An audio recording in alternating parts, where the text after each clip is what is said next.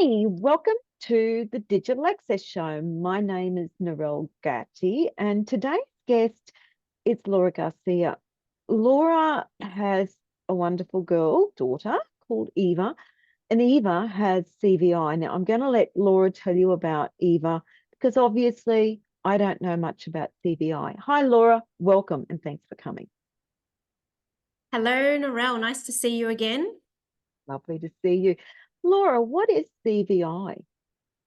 So CVI is cortical-visual impairment. Cortical-visual impairment is a vision impairment due to damage to the occipital lobe of the brain, which is mainly your visual processing center. And that can happen through a variety of ways. Through Eva, it was a viral encephalitis when she was 1 year old. To break it down for you, it has nothing to do with your eyes. It's not an ocular impairment. Your eyes actually work fine when you have CVI. It's just your brain can't process what you're seeing. So sometimes it's a maze. It's like a kaleidoscope, depending on so many different characteristics of vision. So, how old is Eva now? She's 12. So how have you adapted the house, everything? Because obviously then Eva, I know Eva walks with a cane for mobility. How does Eva manage the world, school, everything? What are the strategies and techniques that you're using in the different areas? Particularly, obviously, I'm very interested in communication and assistive technology. Well, to get around physically, so for example, in the house, we actually built a house and made it quite accessible to Eva. So very simple rooms come off hallways. Nothing is too crazy. We don't have crazy tiled flooring. We've made nothing with too much patterning, and that kind of alleviates Eva's visual fatigue. So, and in the house and actually anywhere, it's a situation of mapping. So wherever she goes, we allow her to map the place with her or without her cane. So she'll like go around and around. I remember when she was a kid going around a room in circles, touching stuff, going around 3, 4, 5 times. And then she was comfortable and then she'd sit on her chair. So Eva has really, really good visual mapping skills. That helps her get around and navigate quite well. And it's the same outside. So going from our house to the shops, she's pretty good at it. Obviously, we go with her, but sometimes we just let her walk in front, a few steps in front, just to see where she's going. So her visual mapping is excellent. And that's the same at school as well. They did a lot of orientation and mobility to get her around the school.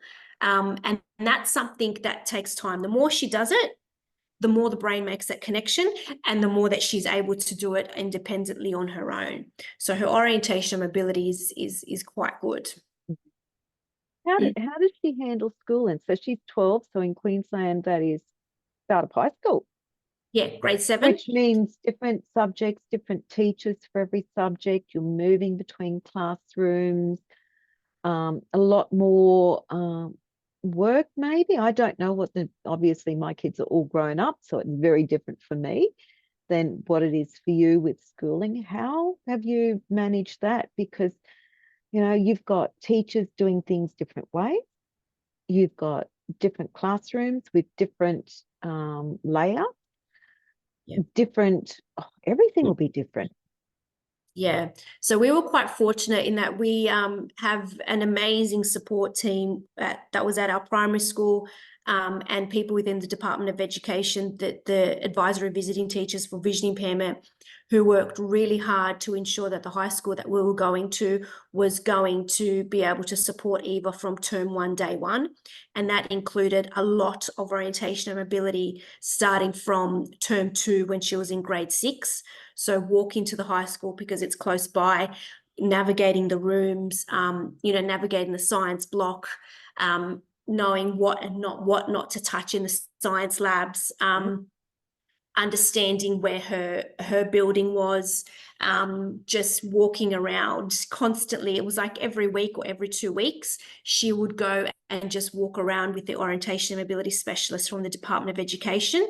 And then the school did a phenomenal job in just catering for her her visual stimulation by ensuring that most of her classes, all but two, are in the same classroom in the same block. Oh, So she doesn't fantastic. need to move, she doesn't need to move very far. She goes in there for base camp, which is homeroom. She stays in there for most of her classes, but if she's got science, it's in a science lab. And if she has HPE, you know, it's in the hall or in the basketball courts. So there was a lot of moving around, and they've basically catered the whole year to Eva, right down to the types of teachers that teach her. They chose a teacher's aide that was going to learn Braille very quickly and that was going to learn the technology very quickly. They just made sure that we would all be comfortable as much as possible when we started on the first day of school, and it was absolutely phenomenal. And then they went so far as to even ask us to do a video for Eva to present to the school about herself, because Eva was the first vision impaired student and Braille user. So she talked about herself, you know, I have a cane, don't step over it, it's going to hurt you, you know, clear the path when I'm walking through. Don't just say, hi, Eva, tell me what your name is, because I have a great memory, but it's not that great. I can't remember everyone's voices. Everything was just prepared. And we have so many kids that now come up to her and go, hey, Eva, it's Ella. Hey, Eva, it's James. How you going? So she's got all these kids, and she's like, oh, hey, guys. So she's just, you know, she feels really, you know, part of it. And, you know, the sports is hard. She loves doing certain sports, but it's quite difficult. So I'll give you a really great example of what they've done. She wanted to join the basketball team. And I said, look, I don't think there's going to be any other kids who can do any form of blind or vision impaired basketball. So what are we going to do here? Maybe you can talk to your PE teacher, the head of PE. So she spoke to him and went out to chat to him, and he's like, right, Eva, you're going to be the assistant to the team manager for the grade 7 basketball team. I'm going to give you a whistle. You have to come to practice every Tuesdays, and you're going to help the team manager just, you know, run them through their drills, get them prepped.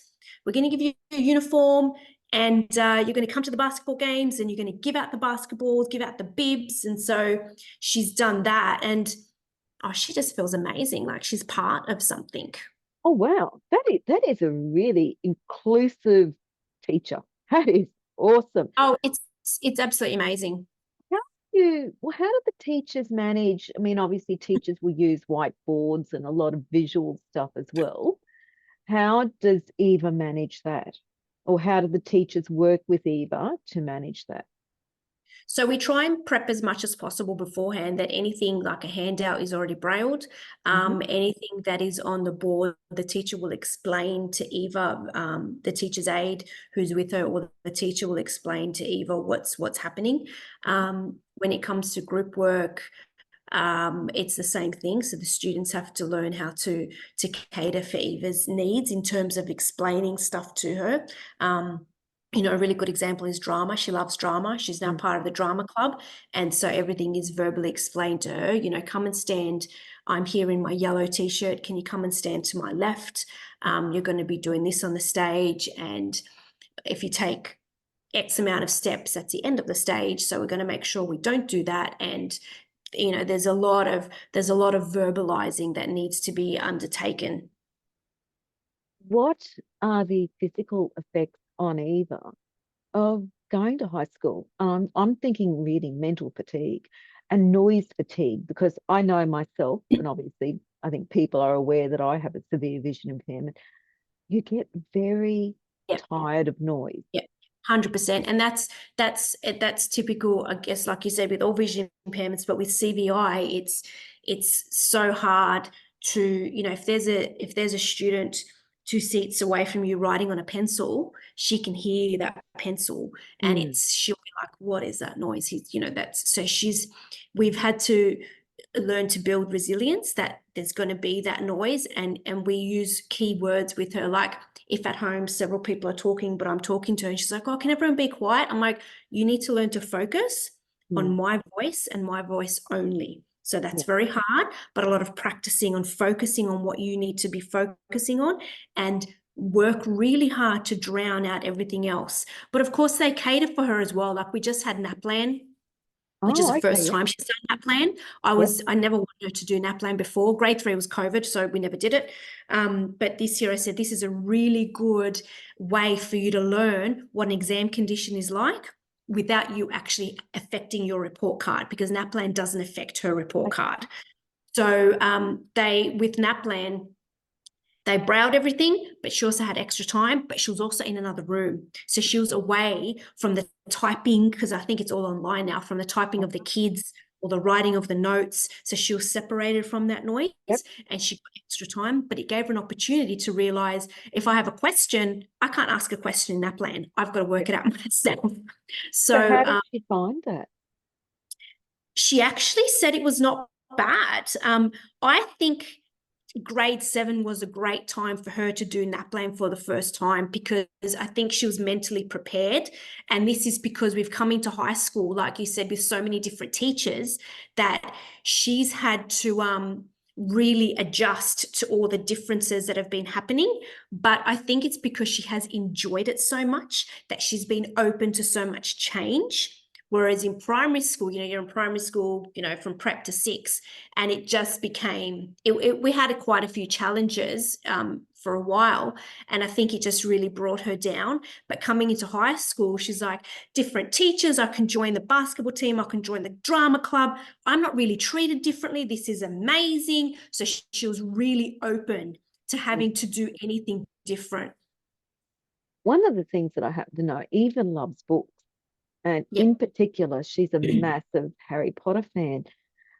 How does Eva get her books? And how long has Eva been using Braille? Because I know that is how she reads her books. So Eva started reading Braille when she was 5 at the beginning of prep. At the last primary school she was at, there was a teacher that was a vision teacher for vision impaired, and she was amazing. She was very firm with Eva, saying, you will learn this and you'll learn this within this set amount of time. And Eva just took to it really well. I mean, at the beginning there was a bit of a struggle, but she found her motivation when she started reading Peppa Pig. She realized that there was a connection to books. And so that was probably by about grade 2, and then she just flourished. So we get our books from Braille House. They're a Braille book library service in Brisbane, in Annerley. And it's a free library service. You email them and they send you books, and they send it for free mail to the blind. And Eva's read all the Harry Potter books. She's actually about to finish reading the last book for the second time. So we've gone through all of Harry Potter twice.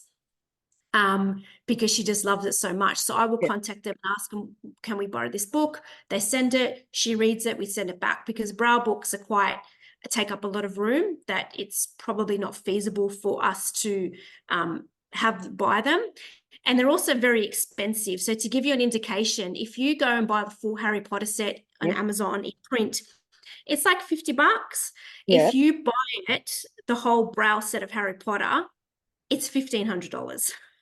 Which is, it's murder. And it's not fair for somebody that is very tactile and that wants to read. There needs to be some change. And it's not, Braille is not as accessible as it should be. You don't walk into a bookstore and you're not going to find a Braille book, are you? You don't walk into a library and you're not going to find a Braille book. So there needs to be some change for that. And that's what I was going to ask. What are the challenges that you can see for Eva in the future? And what changes would you like to see to enable Eva to be the independent person that I know you want her to be, to go on, have a career, maybe have a family? Who knows what Eva's going to do in life, because Eva is a very out there girl and she's going to have a go. I think what it comes down to is, and I use these two words a lot, is community and connection. When you have a community that has not even an understanding, but also an empathy and a care and compassion towards somebody that has a vision impairment, the doors open and anything is possible. We've been to places where it's not accepted, and then you go to other places like our schools where they've just gone, nothing is impossible. We're going to work out how to cater to your needs. Once you have that community and that connection, I think anything is going to be possible for her. And that is a lot of more of raising awareness and understanding of vision impairment, the different types of vision impairment as well, because you would know that people are like, oh, you're blind. No, there's so many millions of degrees of that. So it's that education as well. The education is absolutely huge. Yeah, it is. It's an interesting one.